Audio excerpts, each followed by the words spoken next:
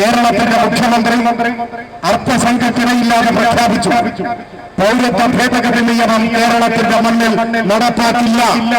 അത് പൊരുതുള്ള ജനതയ്ക്കൊരു പ്രതീക്ഷയാണ്.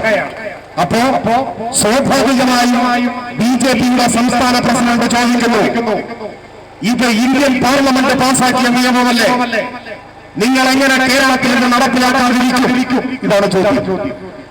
ആ ചോദ്യത്തിൽ ഒരു അസ്വാഭാവികതയുമില്ല. കാരണം ചോദിക്കുന്നത് ബിജെപിയുടെ നിയമമാണ്. തലയിൽ ആൾപ്പാർപ്പുള്ള ഒരാൾക്ക് ബിജെപി ആവാൻ പറ്റില്ല. അതുകൊണ്ട് ഇത്തരം ചോദ്യങ്ങൾ വരും.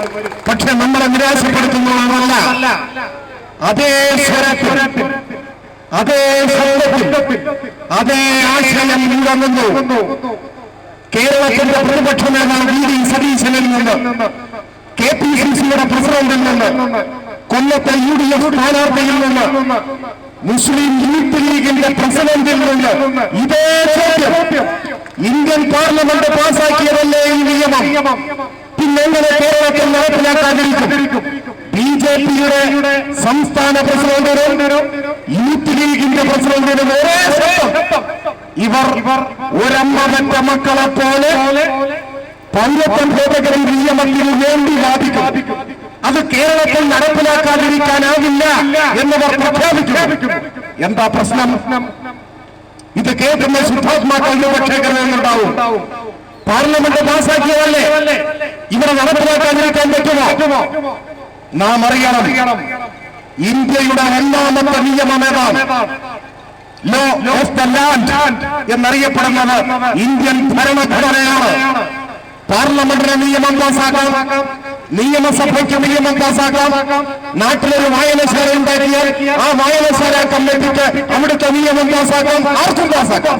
പക്ഷേ ഇന്ത്യയിൽ പിറവി കൊള്ളുന്ന സകല നിയമങ്ങളും ഭരണഘടനയ്ക്ക് വിധേയമാകണം, ഭരണഘടനാപരമാകണം, ഭരണഘടനയുടെ കാഴ്ചപ്പാടുകൾക്ക് നിരക്കുന്നതാവണം. അവിടെയാണ് നമ്മൾ ഉയർത്തുന്ന വിമർശനം. കേരളം പറയുന്നു, കേരളത്തിന്റെ മുഖ്യമന്ത്രി പറയുന്നു, ഞങ്ങൾ ഇന്ത്യൻ ഭരണഘടന ഉയർത്തിപ്പിടിക്കും. ഈ നിയമം, പൗരത്വ ഭേദഗതി നിയമം ഭരണഘടനയുടെ അടിസ്ഥാന തത്വങ്ങൾക്കെതിരെയാണ്. ഭരണഘടന ഉയർത്തിപ്പിടിക്കുന്ന അടിസ്ഥാന തത്വം തുല്യതയാണ്. നിയമത്തിന്റെ മുന്നിൽ എല്ലാ ഇന്ത്യക്കാരും തുല്യരാണ്. തുല്യാവകാശങ്ങൾ ഉറപ്പു നൽകുന്ന ഇന്ത്യൻ ഭരണഘടന നിലനിൽക്കുന്നിടത്തോളം കാലം പൗരത്വ ഭേദഗതി നിയമം ഏത് പാർലമെന്റ് പാസാക്കിയാലും ചവിട്ടി അരച്ചു കളയുന്ന പുല്ലിന്റെ വില ഈ നാട് കൽപ്പിക്കാൻ പോകുന്നില്ല. അതാണ് കേരളത്തിന്റെ മുഖ്യമന്ത്രി പറഞ്ഞത്. അപ്പൊ ഇവൻ പറയാണ്, ഇത് പാർലമെന്റ് പാസാക്കിയതല്ലേ. പാർലമെന്റിൽ ഇപ്പൊ ഭൂരിപക്ഷവും വിവരദോഷികളായ വർഗീയവാദികളാണ്.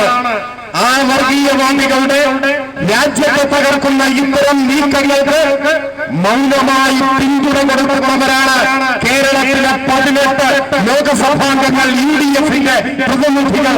അതാണ് ഈ നാടിന്റെ ദുരന്തം.